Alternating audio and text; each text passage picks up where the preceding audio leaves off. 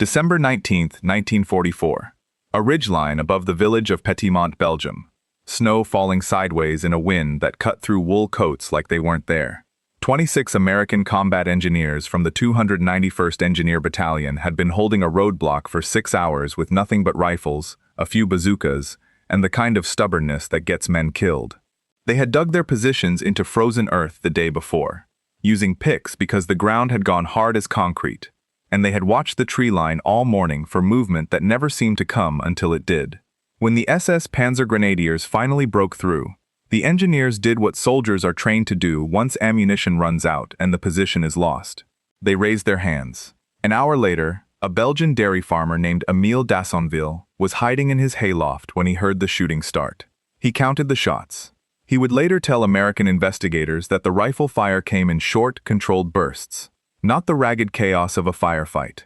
Pause, burst, pause, burst. Like men working through a list. Dassonville had lived on that ridge his whole life, 41 years, and he knew the sound of hunting rifles, and the sound of artillery, and the sound of a farm dog barking at nothing. This was none of those. He pressed himself flat against the loft boards and did not move again until well after dark, when the trucks finally pulled away, and the ridge went quiet except for the wind. Before we go on, let us know in the comments where you're watching from. We love seeing how far this story travels. And if you're loving it so far, join the family by hitting subscribe, because tomorrow we've got something special lined up just for you. By the time 3rd Army retook the ridge 4 days later, the bodies were half buried in drifted snow. 26 men, hands still bound with commo wire, each one shot once through the back of the skull, frozen solid. Some had fallen forward, some had fallen to the side, one had somehow ended up on his knees, propped against a fence post, as if the cold itself had decided to keep him upright a little longer. The snow around them had drifted into small waves, sculpted by the wind into ridges that followed the shape of each body underneath, so that from a distance the field looked almost peaceful, almost like a landscape with no story attached to it at all. General George S. Patton walked that ridge on December 24, 1944, Christmas Eve, with his breath fogging in front of him, and his boots crunching through crusted snow that had gone the color of rust. He did not say much. He rarely did at scenes like this. His aide, a young captain named Alexander Stiller, stood a few paces back and watched the general's jaw work the way it did when Patton was furious, and trying not to show it in front of enlisted men. Patton stopped at the fence post where the kneeling soldier had frozen in place, and stood there for close to a minute without speaking. Stiller would write later that he had never seen the general go that still, not before and not after. What Stiller didn't know yet, what nobody in 3rd Army knew yet, was that the man responsible for Petitmont had already been captured 6 miles away, and that he had spent the previous evening telling his American captors, through an interpreter, exactly what he thought of the Geneva Convention, and exactly what he had done to the men on that ridge. He hadn't been forced to talk. He had volunteered it, the way a man brags about a hunting trip, leaning back in a wooden chair in a farmhouse kitchen with a cup of ersatz coffee he never touched, describing the executions in the same tone he might have used to describe clearing a field. His name was SS Sturmbannführer Kurt Brandt, and the words he chose that night in a freezing farmhouse outside Petitmont would follow him for the rest of his life, which turned out to be considerably shorter than he expected. The interpreter, a corporal from Milwaukee who had grown up speaking German in his grandmother's kitchen, later said he had to stop transcribing twice because his hands were shaking too badly to write. 3rd Army wouldn't learn any of that for another 2 weeks. On December 19th, the day the engineers on the ridge surrendered, the only people who knew what had happened at Petitmont were the men who did it. A dairy farmer hiding in his own hayloft, and 26 families back in the United States who had received no telegram yet and wouldn't for nearly a month. The village itself sat directly in the path of the German advance, and by the time American forces pushed back through the area a week later, Petitmont had changed hands twice more, meaning the ridge had been fought over, occupied, and abandoned again before anyone in a position of authority thought to ask what the frozen shapes in the snow actually were. For those 2 weeks, the ridge simply existed in a kind of limbo, marked on nobody's map as anything other than terrain to be held or taken, its actual contents unknown to the armies moving across it. It was a Graves registration sergeant named Louis Marchetti who found them first. On December 23rd, while his unit swept the ridge for American dead ahead of a planned burial detail. Marchetti had processed casualties since Normandy and thought he had seen everything a battlefield could produce. He hadn't seen this. 26 men in a row, evenly spaced, all facing the same direction, all shot the same way. He radioed it in immediately, and then, according to his own after-action statement, filed 2 days later, sat down in the snow next to the nearest body, and didn't get up for several minutes. One of his men offered him a hand up. Marchetti waved it off. He stayed there until the light started to fail, then stood on his own and began the count that would eventually run to 26 names, 26 hometowns, and 26 letters that Third Army's chaplains would spend the next month trying to find the words to write. To understand why a mid-level SS officer thought it was a good idea to confess mass murder to the very army hunting him, you have to understand what the Ardennes offensive had already become by the third week of December 1944.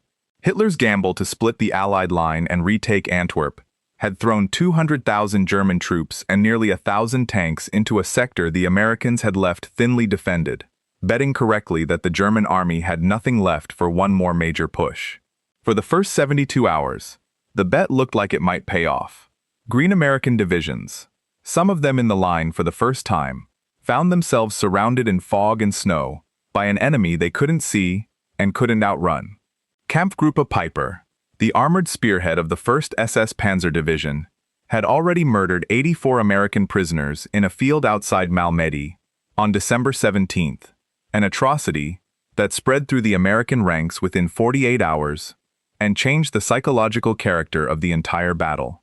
Soldiers who had been taught to take prisoners under the rules of land warfare were now fighting an enemy that had just demonstrated, in writing and in photographs distributed to every regiment in the theater, exactly how it treated Americans who surrendered. The weather made everything worse. Temperatures across the Ardennes that December dropped below 15 degrees Fahrenheit for days at a stretch. Engine oil congealed into paste. Rifle actions froze shut unless a man kept working them by hand every few minutes. Wounded soldiers who couldn't be evacuated quickly enough sometimes died of exposure before they died of their wounds. Green replacement divisions, some of them only weeks removed from training camps in Georgia and Texas, found themselves fighting in conditions that veteran units from the Eastern Front had spent years learning to survive. Entire American companies went missing in the fog, cut off by German columns moving faster than anyone had planned for, and for the first 72 hours of the offensive, it was genuinely unclear whether the line would hold at all. Malmedy changed how American units approached the question of surrender in both directions. Some German soldiers, particularly Wehrmacht regulars, who had no connection to the SS and no interest in dying for a war they already suspected was lost, became more eager to surrender once they understood the alternative was continuing to fight in conditions that killed men without any enemy involvement at all. But SS units, and the men who served alongside them, understood something else entirely. Word of Malmedy meant that any American soldier who found himself facing capture by an SS unit now had reason to assume the normal rules no longer applied.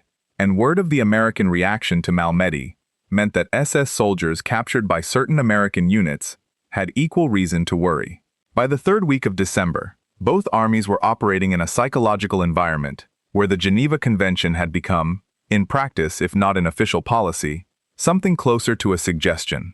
Brandt's unit, a battalion attached to the 2nd SS Panzer Division Das Reich, was operating 15 miles south of the Malmedy site, and had heard the same rumors everyone else had. Whether Brandt's actions at Petitmont were ordered from above or improvised on his own initiative was a question that would matter enormously later. What isn't in dispute is that he had every opportunity to take 26 prisoners of war to a rear holding area, and instead marched them into a field and had them shot. Brandt was 31 years old in December 1944, and his career file, recovered later by American intelligence, painted the picture of a man who had joined the SS not out of ideological fervor, but out of pure careerism. He had entered as a police officer in Cologne in 1936, transferred into the Waffen-SS in 1940, when the pay and promotion track looked better, and spent 3 years on the Eastern Front in roles that his file described only as security and pacification duties. a euphemism that American interrogators would come to understand meant something considerably darker than it sounded. By the time he reached the Ardennes, he held the rank of Sturmbannführer, roughly equivalent to a major, and commanded a reconnaissance battalion that moved fast, hit hard, and had developed a habit, documented by 3 separate American units over the preceding 2 weeks, of simply not producing prisoners. His file also showed something that surprised the American officers who eventually reviewed it. Brandt was not, by the standards of the SS officer corps, a particularly ideological man. He had never joined the Nazi Party's youth organizations as a teenager the way many of his contemporaries had. He kept no diary filled with racial theory or talk of destiny, the kind of material investigators found by the crate load in the personal effects of true believers elsewhere in the SS ranks. What Brandt's file suggested instead was a competent, unremarkable career officer who had made a series of small, self-interested decisions over 8 years, each one slightly more compromising than the last, until he found himself commanding a battalion in the SS, with 3 years of unspecified security duty behind him, and apparently no internal resistance left to the idea of treating human lives as a logistics problem. Historians who studied the case afterward found this detail more unsettling than outright fanaticism would have been. Fanatics, at least, could be explained. Brandt looked, on paper, like almost anyone. None of that reputation had reached Third Army intelligence by December 19th. It would arrive within hours, delivered by Brandt himself. American forces captured Brandt and 11 of his men near the hamlet of Auerville after their half-track ran out of fuel during a night withdrawal on December 19th, roughly 6 hours after the executions at Petitmont. The capture itself was almost anticlimactic. A patrol from the 87th Reconnaissance Squadron came across the stranded vehicle at dawn, its crew asleep or too exhausted from 3 days of continuous movement to put up any resistance. There was no firefight, no chase, no dramatic last stand. Brandt surrendered with his sidearm still holstered, and the patrol's sergeant, a 20-year-old from Ohio named Walter Kruck, later said the strangest part of the whole encounter was how calm the German major seemed, as if being captured were simply the next item on a schedule he had already anticipated. What Kruck's patrol didn't know at the time, and wouldn't learn until the interrogation reports started circulating 2 days later, was that they had picked up the officer responsible for Petitmont, almost by accident, 6 miles from the ridge, with no particular effort or intelligence work involved at all. There was no manhunt in the way that phrase usually implies. Brandt hadn't gone into hiding. He hadn't discarded his uniform or attempted to blend into the retreating columns the way many SS officers would in the war's final months, once the consequences of capture became clearer. He had simply kept moving with his unit until the fuel ran out, apparently confident that whatever happened next, his actions at Petitmont wouldn't be the thing that decided it. The 11 enlisted men said almost nothing under interrogation, the standard response drilled into every German soldier. Brandt was different. Whether it was arrogance, exhaustion, or the particular kind of recklessness that comes from a man who genuinely believes his side is still going to win the war, he began talking almost as soon as he sat down across from a young American intelligence officer named Lieutenant Walter Osei, and a German-speaking translator borrowed from a nearby signals unit. The interrogation log, preserved in the National Archives, records the exchange in the flat, procedural language of a standard debriefing. Asked about the treatment of American prisoners in his sector, Brandt reportedly smiled and said his unit did not take prisoners during offensive operations. That mercy toward the enemy was, in his words, a decadence the Reich could no longer afford. Pressed further, he described the action at Petitmont directly, not as a war crime but as a tactical necessity. 26 men who would have required guards, rations, and transport, his battalion did not have to spare during a fast-moving advance. He used the German phrase he later repeated at his trial, which translates roughly as, "We simply eliminated the difficulty." Lieutenant Osei, 24 years old and 11 months removed from a University of Michigan classroom, sat across the table and wrote it all down, and later told a war crimes investigator that the strangest part of the whole encounter was how ordinary Brandt seemed while he said it. No wild eyes, no fanatic's rage, just a tired officer explaining logistics.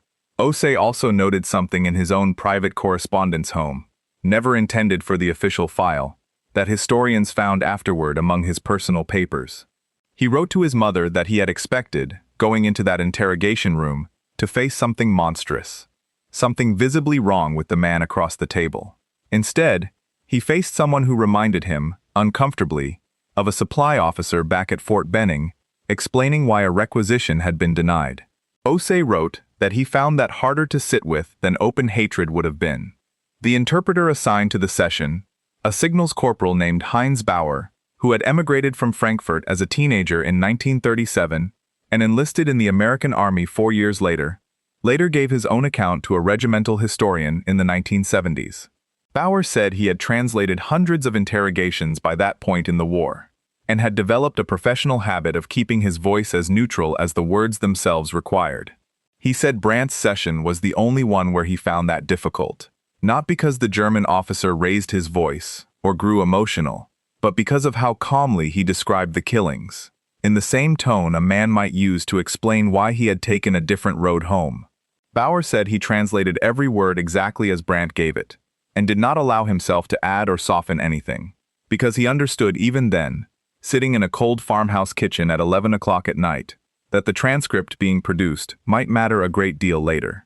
The report reached 3rd Army's Forward Command Post by the morning of December 25th, Christmas Day, and it landed on Patton's desk within hours of his own visit to the Petitmont Ridge. Patton had already seen what Brandt's men left behind.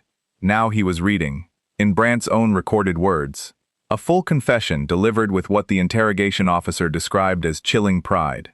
Patton was not, by his own staff's account, a man given to theatrical rage. His temper was famous, but the fury that mattered most in Patton was the quiet kind, the version his officers had learned to fear more than the shouting, because the shouting usually passed, and the quiet almost never did. He read the Boasted report twice. He set it down. According to his aide Stiller's post-war recollection, Patton said only one sentence out loud before calling his staff together. He said, "This one talks. Good. Let him keep talking, all the way to a courtroom." That single instruction changed the entire trajectory of what happened to Kurt Brandt. And it is the detail that separates this story from the dozens of other quiet, unofficial reprisals that occurred across the Ardennes in the war's final winter. Patton did not order Brandt shot in a field the way certain SS prisoners were quietly dealt with elsewhere along 3rd Army's line in the days after Malmedy became known. He did something Brandt clearly hadn't anticipated. He decided to keep him alive, on the record, in front of witnesses, for exactly as long as it took to make his confession permanent and unavoidable. Patton assigned the case personally to his staff judge advocate, a colonel named Ellery Huntington, with instructions that read, according to Huntington's later memoir, like a man building a legal case the way he'd build an armored assault. Overwhelming force, applied without hesitation, no room left for the enemy to maneuver. Huntington was told to preserve every scrap of physical evidence at Petitmont, to get sworn statements from Émile d'Assonville and every other Belgian witness before memories faded, to photograph the bodies before they were moved for burial, and to keep Brandt isolated from the other captured officers, so his account couldn't be coordinated or walked back. Brandt spent the first week of January 1945 in a POW holding facility outside Bastogne, a town that 10 days earlier had been the site of one of the most desperate defensive stands of the entire war. He was, by the accounts of the guards assigned to him, unbothered. He apparently believed his confession would be treated the way German military justice treated such things, as an internal matter, unfortunate but unremarkable, the kind of thing officers understood about each other. He had not yet grasped that he was talking to an army that intended to try him in open court, with his own words as the centerpiece of the prosecution's case. Preparing and narrating this story took us a lot of time, so if you are enjoying it, subscribe to our channel, it means a lot to us. Now back to the story. Patton met Brandt exactly once, on January 9, 1945, in a requisition schoolhouse outside Bastogne, that 3rd Army's legal section was using as a temporary processing center. The meeting was not required by any regulation. Patton had no procedural reason to be in the room. He came anyway, and the account of what happened there survives through 3 sources: Colonel Huntington's notes, a brief mention in Patton's own diary, and the recollection of a young corporal named Frank Delacroix, who had been posted outside the door, and, by his own later admission, listened through it. Patton walked in without ceremony. Brandt, seated at a bare wooden table with an MP on either side, apparently expected the kind of contemptuous dismissal officers on the losing side of a war often receive from the winning side's generals.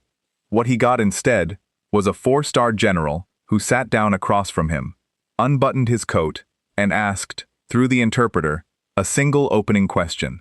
Did Brandt understand what he had told Lieutenant Osei? Brandt reportedly answered yes, and added, with what Huntington's notes describe as undiminished confidence, that he stood by every word, that military necessity had required the decision, and that any competent officer in his position would have done the same. Patton's response, as recorded by Huntington and corroborated by Delacroix's account from the hallway, ran roughly as follows. He said that he had commanded soldiers in 2 world wars and had faced decisions about wounded men, retreating columns, and prisoners that most officers never have to imagine, let alone execute. He said that in 30 years of service, he had never once found military necessity to require lining up bound men and shooting them in the back of the head, because taking prisoners was not an inconvenience soldiers were permitted to eliminate. It was an obligation every signatory of the Geneva Convention had accepted, Germany included. He told Brandt that the difference between a soldier and a murderer was not the uniform, it was the choice, and Brandt had made his freely, with no gun to his own head, no order he couldn't have refused, and full knowledge of what the laws of war required of him. Brandt reportedly tried to interrupt twice, both times returning to the same phrase, that his battalion had lacked the manpower to guard prisoners during a fast retreat. Patton let him finish the second time, then asked a question that Huntington's notes flagged specifically because of how quiet Patton's voice had become by that point in the exchange. He asked whether Brandt's battalion had lacked the manpower to dig 26 individual graves and drag 26 bodies into them, because that had apparently been easier to arrange than a 6-mile truck ride to a POW cage. According to Delacroix, there was a long silence after that. Then Patton stood, buttoned his coat, and told Brandt, through the interpreter, that he would see him again, in a courtroom, where every name of every man from that ridge would be read into a permanent record, and that no rank, no uniform, and no argument about necessity was going to erase what Brandt had already admitted to doing. He left without waiting for a response. Word of the confrontation moved through Third Army with the speed such things always did, growing a little in the retelling at each stop, though the core of it held up against the documentary record remarkably well, for a story passed soldier to soldier through a war zone. Corporal Delacroix, the one who had listened at the door, said in a 1988 oral history interview that he never repeated the exchange to anyone for years afterward, uncertain whether he had any right to, until a historian tracking down surviving witnesses to the case finally asked him directly.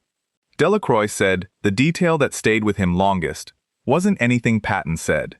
It was the sound of the general's chair scraping back at the end, a small, ordinary noise in an otherwise silent room, followed by boots on a wooden floor and a door closing without being slammed. He said he had expected, listening from the hallway, that a 4-star general confronting the man responsible for 26 murdered soldiers would leave in anger. Patton left instead like a man who had said exactly what he intended to say and had nothing further to add. What mattered operationally was that Patton had made a decision with consequences well beyond one SS major's fate. He had chosen prosecution over quiet reprisal, at a moment when quiet reprisal was, unofficially, happening up and down his own army's line. That decision put Patton on a collision course with his own chain of command almost immediately, because a formal war crimes prosecution meant formal war crimes investigators, formal chains of custody, and formal scrutiny of exactly how Third Army had been handling SS prisoners since Malmedy became public knowledge. General Eisenhower's headquarters had already received informal reports, some from Soviet liaison officers, some from Third Army's own Inspector General, that SS prisoners in certain sectors were experiencing an unusually high rate of death while resisting arrest or being shot while attempting to escape. The phrasing in those reports had become almost formulaic by late December. The same handful of explanations recurring case after case, a pattern that any competent staff officer could read in about 10 minutes and understand exactly what it meant. Eisenhower had issued a direct order in late December that all prisoners, regardless of unit, were to be processed strictly according to the Geneva Convention. Patton had acknowledged the order and then, according to multiple officers who served under him that winter, continued to give his most aggressive commanders the assignments where such incidents were most likely to keep happening. Eisenhower summoned Patton to his forward headquarters in Luxembourg on January 4, 1945, ostensibly to discuss Third Army's continued push toward the Rhine, but in practice, according to Eisenhower's own aide Harry Butcher, to address the growing paper trail of prisoner incidents accumulating in the Inspector General's files. Butcher had flagged the file himself 2 days earlier, a stack of after-action reports and Inspector General memos thick enough that he later described carrying it into Eisenhower's office as an armload rather than a folder. The meeting, by Butcher's account, was tense but brief. Eisenhower reminded Patton that the Allied cause depended in part on maintaining a clear moral distinction from the enemy, and that reports of American units executing prisoners, however provoked, threatened to hand German propaganda exactly the material it needed. He did not raise his voice. Butcher, who had sat through enough of these two men's disagreements to recognize the register, said Eisenhower's tone that morning was closer to weary than angry, the tone of a man repeating something he had already said once and hoped he wouldn't need to say a third time. Patton reportedly did not deny that such incidents were occurring elsewhere in his command. What he did instead, and what apparently surprised Eisenhower, was tell him about the Brandt case specifically, laying out his intention to prosecute the man formally, with the full confession on record, rather than let the matter disappear the way similar cases had elsewhere along the line. Eisenhower's response, according to Butcher's diary entry from that evening, was cautious approval mixed with visible relief. Butcher wrote that he watched something in Eisenhower's shoulders ease as Patton laid out the plan, the posture of a man who had walked into a difficult conversation, expecting to have to force a concession, and instead found one already sitting on the table. A formal prosecution solved a political problem for Eisenhower, as much as it satisfied whatever sense of justice motivated Patton. It gave the Allied command a case they could point to publicly, evidence that American forces held their own soldiers to a different standard than the enemy did, evidence that atrocities were investigated and punished through due process rather than answered with equivalent atrocities of their own. Eisenhower authorized Third Army's legal section to proceed, and asked, according to Butcher, that the trial happen quickly and with full press access once German security in the area allowed for it, so that the Allied position could not be accused of hiding what had happened. Butcher noted that Eisenhower used the word transparent twice in the space of a single sentence, an emphasis he clearly wanted Patton to carry back to Third Army without any ambiguity. What Eisenhower did not know, or perhaps chose not to press on that January afternoon, was how selectively Patton was applying his own new principle. The Brandt prosecution moved forward exactly as promised, methodically and in full public view. Elsewhere along Third Army's front that same winter, other SS prisoners captured under less publicized circumstances continued to experience a version of frontier justice that never generated a Huntington file or a Vervier's courtroom. Patton's own diary entries from January and February reference these incidents only obliquely, describing certain units as still carrying a great deal of understandable anger following Malmedy, language that later historians have read as a tacit acknowledgement of exactly the kind of unofficial reprisal Eisenhower had explicitly ordered stopped. The Brandt case was real, and it mattered, but it existed alongside a shadow practice Patton never fully reconciled in his own conduct, a contradiction his own staff noticed and rarely discussed openly. One junior officer on Third Army's legal staff, interviewed decades later for an oral history project, put it bluntly. Everyone understood there were two tracks running that winter, the one with paperwork and the one without, and nobody in a position to stop it thought it was their place to ask why the general only seemed interested in building a file on one of them. The trial opened on March 3, 1945, in a commandeered courthouse in Verviers, Belgium, a town close enough to Petitmont that several jurors could see the ridge from the courthouse steps if they stood at the right window during a recess. Brandt sat at the defense table in a clean uniform, flanked by an American-appointed defense counsel named Major Richard Coyle, a peacetime tax attorney from Cincinnati with no experience in war crimes law and roughly 3 weeks to prepare a case that had almost nothing to work with. Coyle had been practicing corporate tax law in a downtown Cincinnati office 18 months earlier and later admitted, in a letter to his wife preserved among his family's papers, that he had spent his first several nights on the case simply trying to determine what body of law even applied, since nothing in his training had prepared him for a courtroom built specifically to try an enemy officer for crimes committed against American soldiers in a war still actively being fought. The courtroom itself had been a municipal registry office before the war, and the tribunal sat behind a long table that still bore the marks of decades of routine civic business, birth records and property deeds, an ordinary room pressed into extraordinary service. Reporters from 3 Allied nations filled the gallery seats, a detail Eisenhower had specifically requested when he authorized the proceeding, and Belgian civilians, some of them from Petitmont itself, occupied the back rows throughout the 8 days of testimony.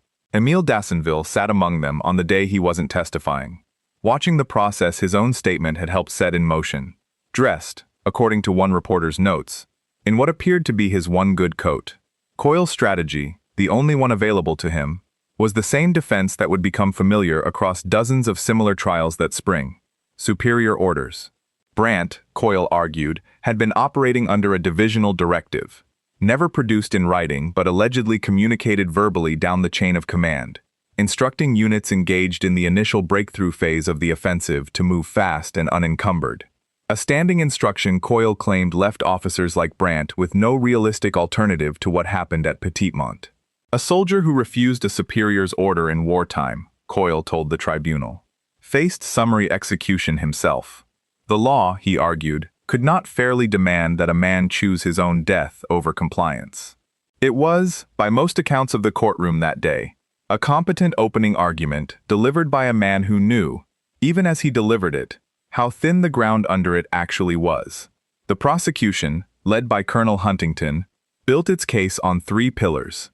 Émile Dassenville's eyewitness testimony, delivered through an interpreter with a steadiness that visibly affected the 5-officer tribunal, described the shots he counted from his hayloft window, and the careful, unhurried pace at which they came, one every several seconds, nothing like the panicked chaos of a firefight. Dassenville, asked by Huntington how he could be certain of the timing after so many weeks had passed, reportedly answered that a man does not forget counting to 26 while lying flat in his own hayloft, and that the number had stayed with him exactly the way it had happened, evenly spaced, unhurried, deliberate. The physical evidence from the site itself, including the recovered commo wire still knotted around several victims' wrists, wire that matched signal equipment issued specifically to Brandt's battalion, gave the tribunal something no testimony alone could provide: an unbroken physical link between the killings and Brandt's own unit inventory. And Brandt's own words, first to Lieutenant Osei and then, devastatingly, repeated nearly verbatim under oath, when Brandt took the stand in his own defense and told the tribunal, apparently still believing the necessity argument would carry the room, that he had made the only rational decision available to him. Huntington called one witness whose testimony would later be cited specifically in post-war legal writing about the case: Lieutenant Colonel Franz Reinhardt, a Wehrmacht officer captured separately in the same sector, who testified, somewhat unexpectedly for a German officer testifying against another German officer, that no standing order existed within the broader Ardennes offensive requiring the execution of prisoners, and that his own regular army unit had processed several hundred American prisoners through normal channels during the same week without difficulty. Reinhardt's testimony directly undercut Coyle's central argument, establishing that whatever pressures Brandt's battalion faced, other German units facing identical conditions had managed to comply with the laws of war. Reinhardt later told American historians he testified because he believed the SS had dishonored the entire German officer corps, and he wanted that distinction on the record before the war ended. Under cross-examination, Coyle pressed Reinhardt on whether his own safety as a prisoner might have motivated favorable testimony toward his captors. Reinhardt's answer, preserved in the trial transcript, was simple. He said he had commanded infantry for 5 years and had never once needed to shoot a man who had already surrendered, and that if the tribunal wanted to know whether such an order existed, they should ask why his own regiment never received it. Coyle had no follow-up question. The transcript records a pause before he moved to his next line of questioning, long enough that the court stenographer noted it separately in her own shorthand margin. Brandt's testimony on the stand ran nearly 2 hours, most of it consumed by an increasingly technical argument about battalion logistics, fuel reserves, and the mathematics of guarding 26 prisoners during a fast withdrawal.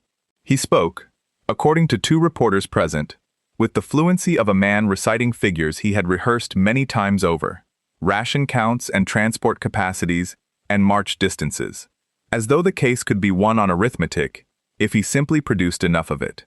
Huntington let him talk. Several observers in the courtroom later noted that the prosecution asked remarkably few questions during cross-examination, a deliberate strategy Huntington explained afterward in his own notes. Brandt, he wrote, was his own most effective witness for the prosecution, and every additional minute he spent explaining the operational convenience of murdering 26 bound men did more damage to his own case than any argument Huntington could construct. The tribunal's presiding officer, Colonel Marion Webb, later told a war crimes historian that watching Brandt testify was like watching a man argue himself into a rope, one careful, confident sentence at a time, and that by the second hour, several members of the tribunal had stopped taking notes altogether, since nothing in Brandt's account was adding information so much as it was adding certainty. Patton did not testify. He had made his decision to prosecute rather than execute privately, and having done so, he apparently believed the case belonged in the hands of the lawyers from that point forward, not the generals. He did attend 2 sessions as an observer, seated in the back of the courtroom in civilian clothes borrowed to avoid the disruption a 4-star general's uniform would have caused among the assembled press. Several reporters recognized him anyway, a tall man in an ill-fitting wool coat who kept his hands folded and his eyes forward through hours of testimony he had already heard once, from Brandt's own mouth, in a schoolhouse outside Bastogne 2 months earlier. None printed it, an informal courtesy extended to Patton by war correspondents, who understood he was there to watch justice happen, not to influence it. One of them, a United Press correspondent named Gordon Ainsworth, wrote in his personal notebook that Patton left after the second session without speaking to anyone, walked out through a side door usually reserved for court staff, and was gone before most of the gallery had risen from their seats, as if he had come only to confirm that the thing he had set in motion in January was still moving the direction he had intended, and having confirmed it, saw no further reason to stay. The tribunal deliberated for 6 hours on March 11, 1945. The verdict was guilty on all counts: violation of the laws of land warfare, murder of prisoners of war, and violation of the Geneva Convention of 1929, to which Germany was a signatory. The sentence was death by hanging. Coyle filed an appeal, built entirely on the superior order's defense, arguing that even if no written order existed, the pressure of combat conditions constituted a form of duress the tribunal hadn't adequately weighed. The appellate review, completed in 9 days, rejected the argument in language that would echo, almost word for word, through the much larger tribunal that convened in Nuremberg 8 months later. The panel wrote that a soldier of Brandt's rank and experience possessed both the authority and the practical ability to choose otherwise, that alternatives to execution plainly existed and had in fact been exercised by other units in identical circumstances that same week, and that the scale and deliberateness of the killing at Petitmont placed it beyond the reach of any duress claim the law could recognize. Kurt Brandt was hanged at a military detention facility near Liège on April 2, 1945, 5 weeks before Germany's surrender. He was 32 years old.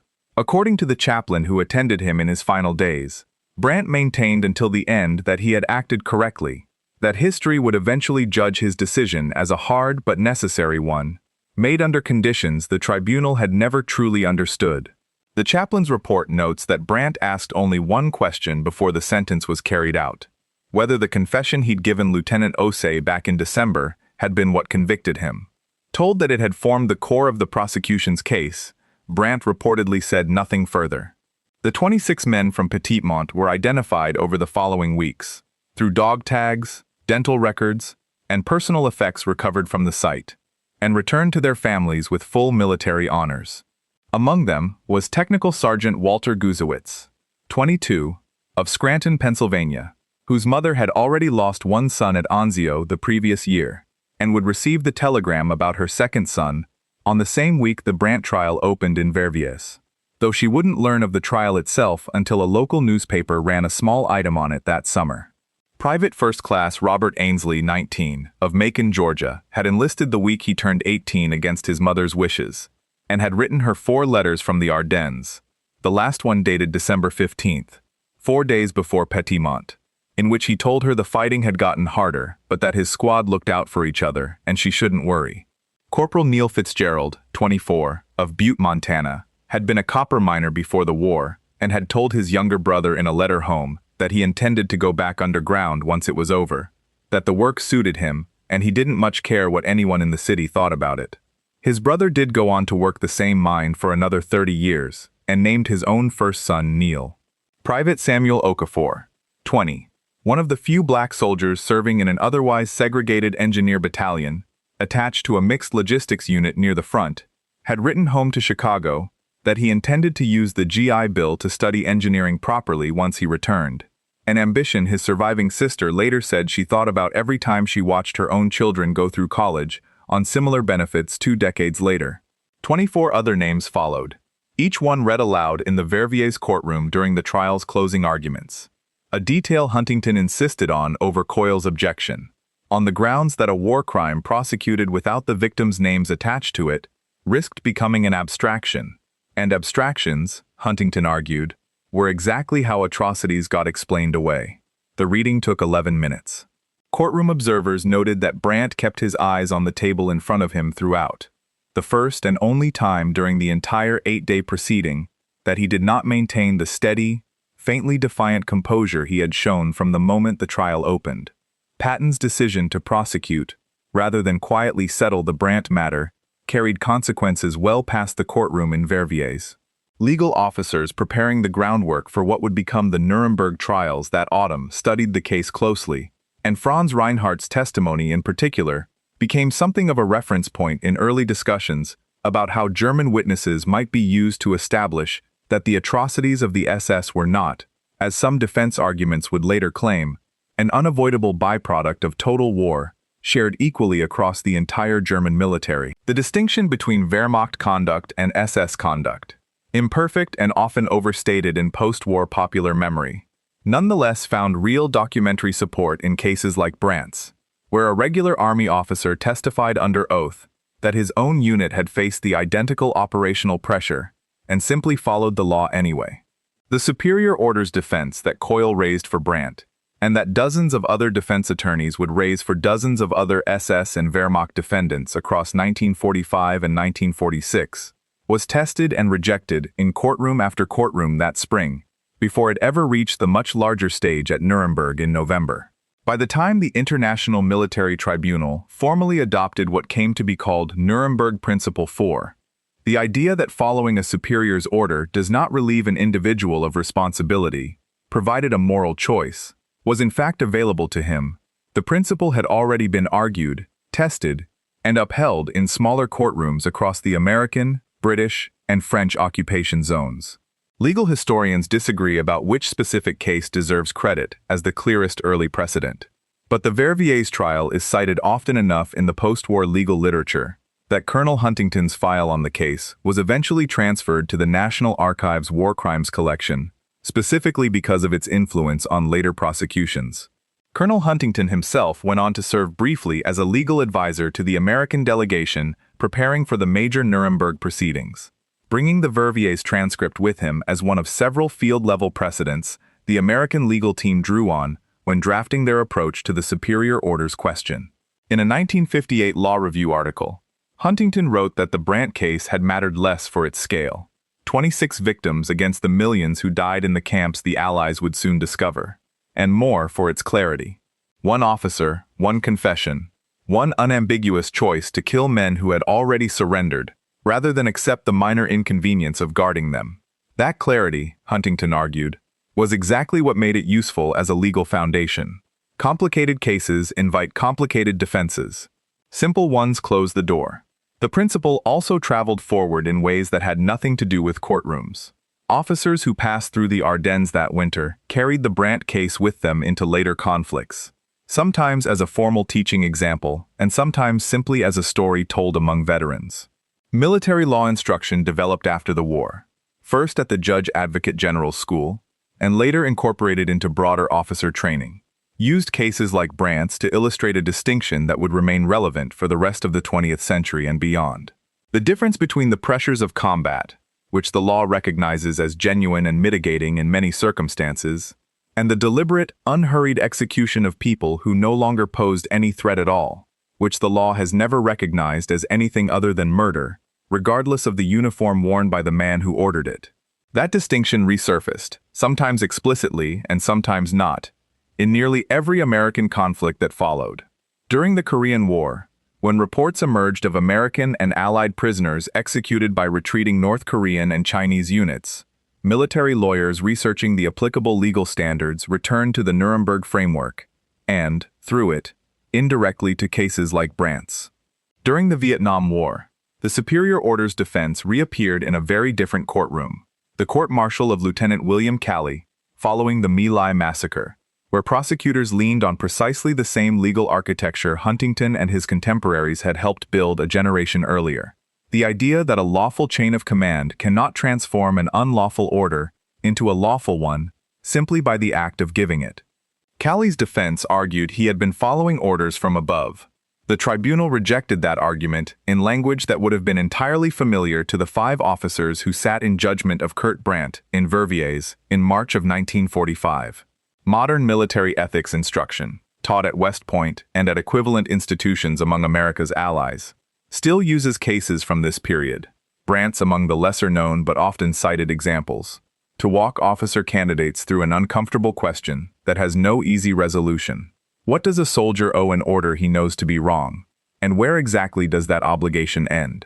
The answer the Verviers tribunal gave in 1945, built on Émile Dassonville's testimony, on Franz Reinhardt's willingness to testify against a fellow German officer, and most of all on Kurt Brandt's own confident, self-incriminating words, was not a complicated one.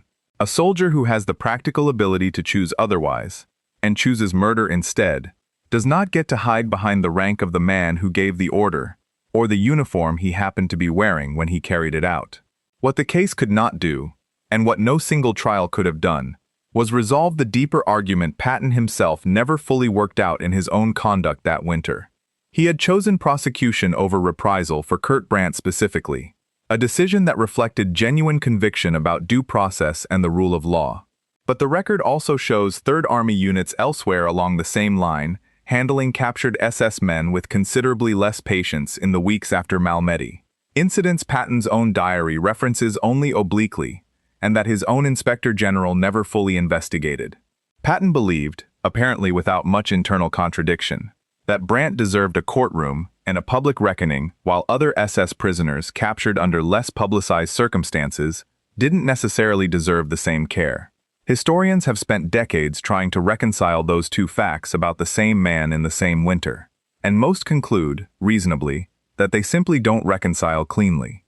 Patton contained both impulses at once: the conviction that the law had to mean something, and the willingness to let it apply selectively when he judged the circumstances warranted it.